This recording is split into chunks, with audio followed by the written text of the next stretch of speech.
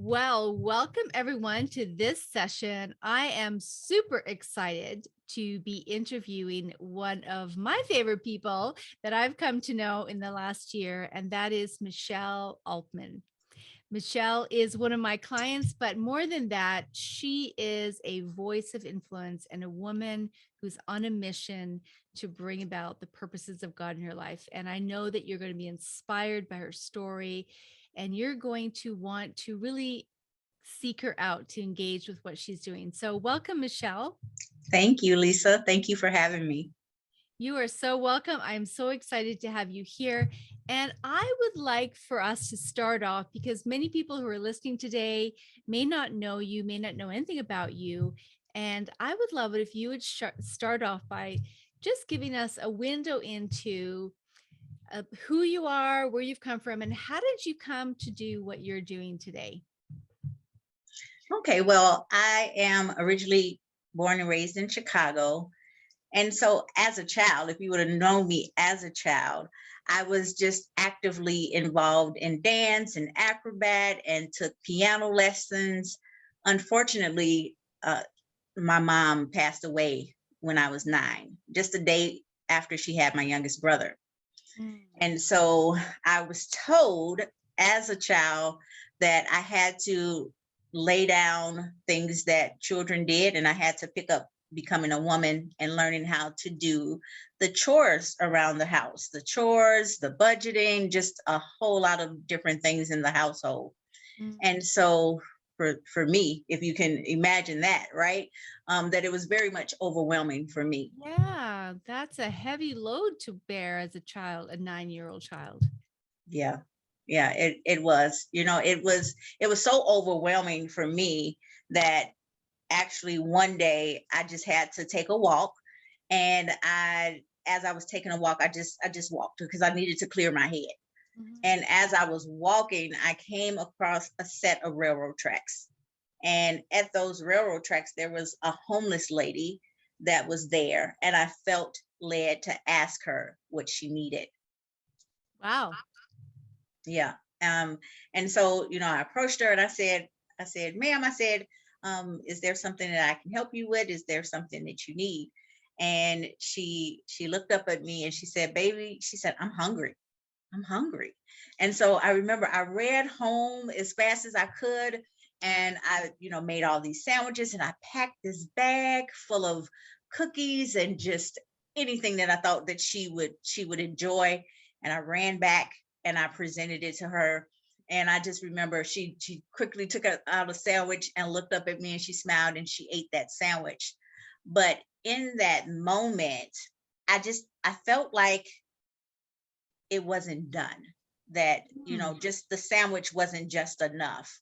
So I asked her once again what she needed, and I Wow. remember her chuckling and saying, how old are you? What can you really do for me? And I said, That's what I'm thinking. As you tell me this story, I'm like, where did this little girl come from? Like to have such a mature approach to the situation. Wow.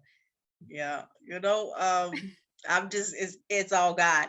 And so, in asking her what she needed, she said, baby, I'm homeless. I don't have any place Mm. to lay my head. This is where I'm gonna be. So I just instantly just told her, I said, I'll be right back, don't go anywhere. And I ran home again, and I grabbed the telephone book and I started flipping through the pages of the telephone book, and Wow. I looked for resources that could possibly help her. And I did find a resource that if she was able to get to this certain facility, that she could get into a program and they would help her get her life on a track of being stable. And so I picked up the phone and I called the non-emergency number and I explained the situation to them. And I said, hey, there's this homeless woman. She needs to be transported to this place. But the thing is that she did nothing wrong. She needs someone to love on her, and she needs some support. And Wow. so they sent the police to the destination, and I ran back as fast as I could. I got a lot of exercise this day. And so I ran back as fast as I could, and I told her what would happen, and just the look on her face of unbelief, of like, how is this happening right now? But Wow. the police did come, and I explained the same thing to them that I explained to the dispatch, that she did nothing wrong. She just needed some support, and she needed someone to love on her. And so they transported her to the destination. I asked, could I go with? They told me no. And then asked me, like, what are you doing out here? Like, where are your parents? Little 9-year-old advocate out here with this woman. That's crazy. Yeah. Yeah. And so with them telling me no, I just didn't accept that very well, because I wanted to make sure that they were not going to take her to jail, right? Yeah, And so I ran home you were again. taking your responsibility very seriously. Yeah, absolutely. And I ran home again as fast as I could. I grabbed some money and I hopped on the bus, because where she needed to get transported to was maybe about a 10-15 minute bus ride for me. Okay. And so I made sure that they did take her, which they did take her to this facility. And, I left there just feeling good, knowing that she would be in a place where she would have, three hot meals a day, and she would have a warm place to lay her head. But then about 3 months later, I received a phone call and asking to speak to Michele. And I said, speaking. And they said, well, we're calling to let you know that the lady that you helped, she wanted to say thank you. And we wanted to inform you that she is now on the road to living a stable life. And Wow. just from you making a phone call. Wow. What did that do for you as that little 9-year-old girl? Honestly, at that point of it at being 9, I didn't know the impact then. Hmm. I didn't know the impact then. I honestly just wanted, I felt gratefulness to know that she just had a place to lay her head, and that she was Wow. warm and could eat. Yeah. Wow. Wow. So that's just like your 9-year-old story. That's we're just getting started here. So what is your ministry or mission today? What is it that you have been following as the mandate on your life? So to fast forward to now, I have 3 children, that I love dearly, and I now am the founder and director of an organization called Cornerstone of Grace. Wow. And can I share the mission? Absolutely. Please do. So our mission is to lift women and children out, to empower them. We empower them. Actually, we walk alongside them. So we empower women and children to lift themselves out of life challenges, situations. And we're a faith-based organization. And so we support our families through building healthy relationships while offering them love, discipleship, and resources to build a solid foundation for growth and stability through Christ Jesus. Wow, wow. So now, Michele, I know a bit about your story in between, but the listeners are probably thinking, wow, so like as that little 9-year-old girl, she probably went on from there, began to help everyone in her neighborhood, and was kind of like a straight line to where you are today. But No, I know that's no. not what happened. And so what happened? How did you get to where you are today doing what you're doing? Was that a straight line? So, Lisa, absolutely not. It was not a straight line. So, because I was told as that 9-year-old child that I had to pick up all these responsibilities, it was so overwhelming for me. And it got to the point of just feeling overwhelmed, and also not being able to grieve from my mother's death, because I had to just pick Yes. up all these things. And so I began to live life on my own accord. and living life on my own accord went from me doing things my way. And so I believe I was 19 years old. Mhm. I had a birthday party. And at that birthday party, I was given a gift. And that gift changed my life for many years. It changed the trajectory of my life. And that Mm. gift was a line of cocaine. Wow. Wow. Yeah. And that line of cocaine led to other drugs. It led to stealing, prostitution, just you name it, I did it. Mhm. Uh, yes. Wow. Wow. So you found yourself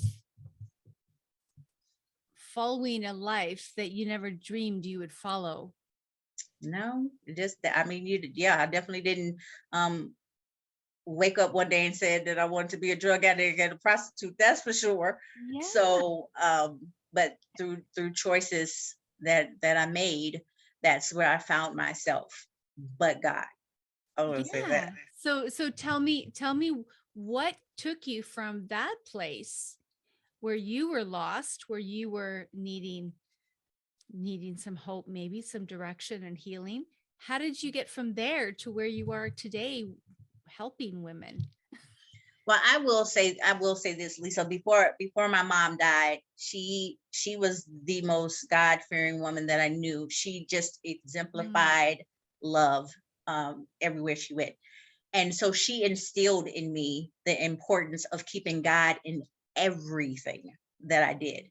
wow. And so when I was in my madness, I actually heard those words of wisdom. Keep God Wow. in everything that you do. And so I welcomed God into the madness and said, I can't deliver myself. I can't do this on my own. And I need you. And so in welcoming God into the madness, he did um, deliver me from the madness, as well as remind me of that 9-year-old girl that was on the tracks Mm. helping the lady. And what And did he so remind you? he reminded me that I had a plan and a purpose, that that 9-year-old girl, that wasn't just a coincidence, that he had placed in me before in my mother's womb, a plan and a purpose to Mm. help people, which brings me back to today, because I am now advocating for many women every day and their children, Wow. advocating for them to also get to a place of stability through many Wow. resources. And like I said, foundationally knowing who they are in Christ Jesus. Wow. I love how God just weaves through the strands of our life, the different areas, the different journeys that we've taken, and brings them all to that place of purpose. That I often say, our painful past can become our positive purpose. And from Absolutely. your story, I hear you saying that out of that painful place is that little 9-year-old girl leaving, feeling alone, overwhelmed, grieving for her mom. She and out of that place began to help. But even as your own journey of pain and choices led you down that path, God turned it around to now you are an advocate for women like yourself, like who you were, and like Mhm. that homeless woman. Absolutely. Absolutely. The women I serve daily, that's one of the things that I want them to know, is that they're not that negative choice that they may have made. They're not that word that may have been Mm. spoken over them, that they are who Christ Jesus says that they are. And God's word says that we are loved, we are chosen, we are set apart. It Yeah. and so yes, I'm blessed to be able to do that every day. That is so cool. So tell me, what are some of the challenges that you had regarding stepping into this place of influence that you find yourself right now, and how did you overcome them? Hmm. So stepping into this. So I will say that in my madness, I began to journal, and I just prayed about just being able to love on women and children. And that's where it kind of stopped. Let's, focusing on helping women and children. I didn't know that I had to speak to people, like advocate for them, like, going to find all of these resources and things like that. So I walked in a place of fear, of not feeling that I wasn't equipped to do the things that I needed to do, because my dad, even as a child, told me that I was mediocre and wouldn't amount to much. So I always felt inadequate. I think that's a good word. And so just having the confidence to be able to do it, to do the things, is what it was for me, that I always just felt like I wasn't good enough and that I couldn't do these things. And so how I overcame them, honestly, is I trusted God. I found scripture that told me that I could do those things. Just as far as, like, I can just speak for today, right? So today, before I even hopped on, one of my scriptures is Jeremiah 1:9. And it says, "Then the Lord put forth his hand and touched my mouth. And the Lord put the words in my mouth." So I always say, Lord, put the words in my mouth that I need to say whenever I'm communicating to anyone. Or also that scripture that says, "And my God will supply all of your needs." Like, that's a promise. So it's me knowing that his word is true, and just stepping out and trusting that when I do step out, that he is there and everything will be as it should be. That is so good. I love that. And that is so biblical. As kingdom people, we are called to do what we can to present ourselves with excellence in the gifts, like it talks about the talents, the parable of talents, to invest what God has given us, to grow, to multiply that. But at the end of the day, we bring it before the Lord and say, "God, this is what I've done with it. Now you take it." You do it. You take it. So it makes an impact in the world, and it takes it that much further. And that's the beautiful partnership we have with our God. And your story is so powerful because it brings so much hope to people, to say it doesn't matter where you've come from. It doesn't matter what limitations you may feel you have or others have spoken over you.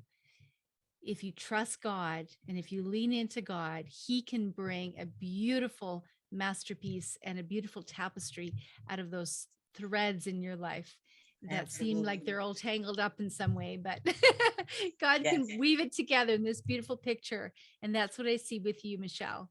Oh, well, thank you. And it's all, and it's hard for me to even say thank you, because it just is all about God and him being glorified. He can use but you said yes, right? And that's the thing, is we need to say yes. God is looking for someone who he can trust, who will say yes for the mission that he has. And so for the different ones, and you said yes. Now I want to just shift gears slightly here. I've got a few things. There's a lot of different directions we can go in that I want our listeners to hear, because people who are listening today are women, kingdom-minded women, who are maybe entrepreneurs, authors, moms, all different areas. Maybe they're in government, education, teachers, and they know that God has put them in that place to be a voice of influence, to help in some way, or to just bring the kingdom. And I believe that our voice is one of those ways, whether it be spoken, and I think that's one of the most powerful, but also written. And one, there may be women here today listening thinking, well, I don't have a story like that. I don't have a story that brings me, that really takes me from that place to the other. I don't have anyone that can help me step into my purpose. What do you say to that? We all have a story. We all have something that we've experienced and walked in, that we hopefully have grown from. And so sharing that is valuable. Every story doesn't have to have this start of tragedy and just, going through, but we all have a story. And I think it's the thing of, if God has placed something on your heart, be obedient in saying that, because your story matters and it is to bless someone else. Because someone else, that's the thing about that I've come to know about just living life. The things that we've been through sometimes just isn't for us. It's to share it with someone else, to let them know that they too can make it through. That's so good. That's so good. And you've certainly seen that even as you've stepped out and started this ministry, this house, this Cornerstone Ministries, how it's just become so much bigger than you even imagined. And we're going to share a little bit about that in a moment. Before we go there, because I want people to have an opportunity to be a part and to partner with you if God is putting that on their heart. So we will talk about that in a moment. But before we go there, I'd love it if you share about a shift that happened. Even recently, you were telling me about this as we were coaching together, where you saw your core story as one area of your life, and that how through our coaching and through this process that you've been walking through, that you've come to realize that that wasn't your core story. Tell us a little bit about that, what that was, that story is, and how that shifted for you, what you realized. So I honestly thought that my core story was my madness story when I was on drugs and being in that. And yes, it's a story, and it also, I share that also. But in working with you and doing this program, I have come to find, and I want to say thank you, and thank you, by the way, Lisa, and for this program. But in working through this program and working with you, I now know that my core story is that 9-year-old girl, and that 9-year-old girl is what molded who I am today. Wow. Yeah. Wow. And so I just want to say thank you for that, Lisa. Oh, it was the program. It was, you know what? It's just engaging in the process, and you engaged and allow God to really reveal those things to you, to go there where you need to go. So thank you for being willing. And I want to share too this aspect, because as we were working on that, this statement came up that I think is really powerful, that talked about the moments. Yep. I've heard about that keeping emotional, but it is what it. Yeah. So moments matter. Yeah, moments. I want you to share that, because I want you to share this with our listeners, because I believe there's women who need to hear this. Yeah. So the thing about moments is that they matter so much, and moments can shape who we are, and it can shape our destiny. But the thing about moments is that what may seem small for someone else could be life-changing for others, right? Because like I said, when I was that 9-year-old girl, I didn't see the impact of it helping this woman and changing the trajectory of her life and things, but also in the moment of helping this woman, it was molding me. So it was a moment for her to get her life on track, but it was also a moment for me that the seeds were planted in who I would become in the kingdom of God. So powerful. And the moments now that you allow the women that you help to have you respond to those moments, moment by moment, to the place where God has just expanded your influence. He has just given you so much favor in different areas, and to the point where now the need has just grown because of the success of the program that you have and helping these women transition, because some of these women come from backgrounds where when they step into the world of being, to have their own job or have their own apartment, not everyone is willing to give them that opportunity because of their background. And Correct. that's the challenge that you came up against. Yes.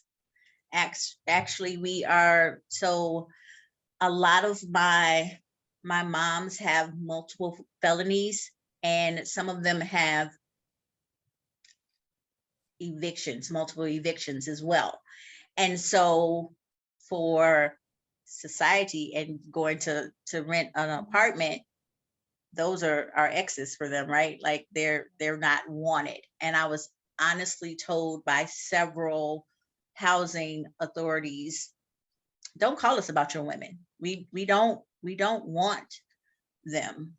Mm. But God is able to open doors. And so we are now at the place of having second chance housing. So God brought another tier to the program of us needing our own houses that these women can transition into for a certain period of time, for like a year, a certain up to a year, and then they build up their rental history and their credit and able to save up a little money to go and then present themselves to a landlord later on, but able to show that, I've done the work. Yeah. And So give me a second chance. And so that's where we are in our program. And so we need, some people to help we need some partners to help financially, fund this. mhm. We have a couple of properties that we are now about to embark in, just getting ready for our moms.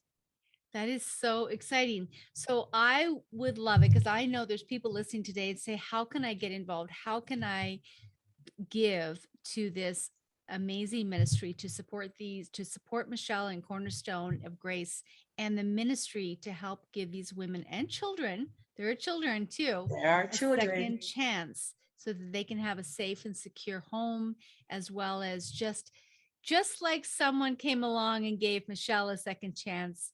She is that person for these women and children. And so I'm just going to put the ask out there. If you feel prompted in your heart to partner with Michele and Cornerstone of Grace, then I want you to get in touch with her and find out what the need is and how you can be a part of that. So Michele, how can they get in touch with you? So we have our website. Our website is cornerstoneofgrace.org. And on the website, you can find out more in depth about what we do, the services we offer, and also how to donate. Fantastic. And we'll put that link down below as well. So in the last minute here, what would you like to leave? Any last final words that you want to leave for women here, specifically who think, well, what does one voice? I'm just one voice. Yeah, so I would say to that going back to, if God has placed it on your heart, then to speak. And one voice anointed by God is enough, and it will bless many. So be that voice. Wow. I can feel the chills on my body here. The Spirit of God. Thank you, Michele. Thank you for saying yes. Thank you for showing up. Thank you for being obedient to the call of God and for leaning into the work that He wanted to do in you so that you can be prepared and positioned to pour into the women that He's put in your path to steward and to oversee and to disciple. And so I just want to thank you as well for the work that you do in the world, to be the influence of advancing the kingdom where you are.